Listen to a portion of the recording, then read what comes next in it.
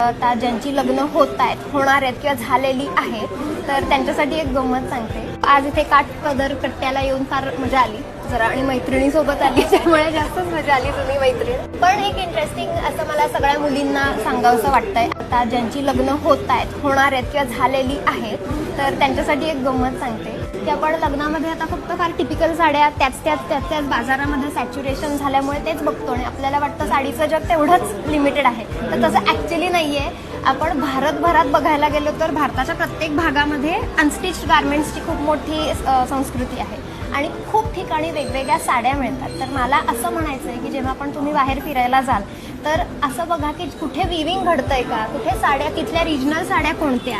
एक 4 साड्या सोडल्यास आपल्याला नावं पण माहिती नाही आहेत. तर आपण जेव्हा जातो बाहेर तेव्हा बघूयात की कुठली साडी आहे तिथे बनते, बघूयात, एखादी घेऊन पण येऊयात. आणि जर आपल्या काय म्हणायचं वेडिंग क्रुझोचा एखादा भाग आपल्याला करता आला तर आपण भारतातल्या प्रत्येक ठिकाणची एक एक साडी असं लग्नाच्या निमित्ताने तरी घ्यायला हरकतच नाही. कारण मी हे स्वतः केलं, वेगवेगळ्या ठिकाणी आम्ही गेलो, त्या निमित्ताने आमची एक सुंदर फॅमिली ट्रिप झाली, बॉन्डिंग झालं आणि फार मजा आली.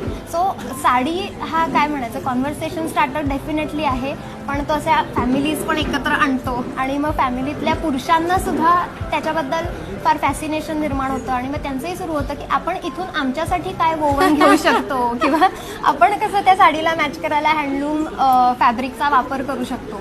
सो हँडलूम कन्झ्युम करणं ही आपली खरं तर सगळ्यांची जबाबदारी आहे असं मला वाटतं. नाहीतर कुठेतरी ते दूर निघून जाईल आपल्यापासून. ते आपल्या जवळच आहे तर त्याला आपण वेलकम करूयात आणि हे बघूयात घेताना की आपण हे हँडलूम विकत घेतोय का पॉवरलूम घेतोय. तर थोडासा अभ्यास करूयात, ज्यांना माहिती आहे त्यांच्याकडून माहिती करून घेऊयात आणि हँडलूमची मजा लुटूयात. थँक्यू.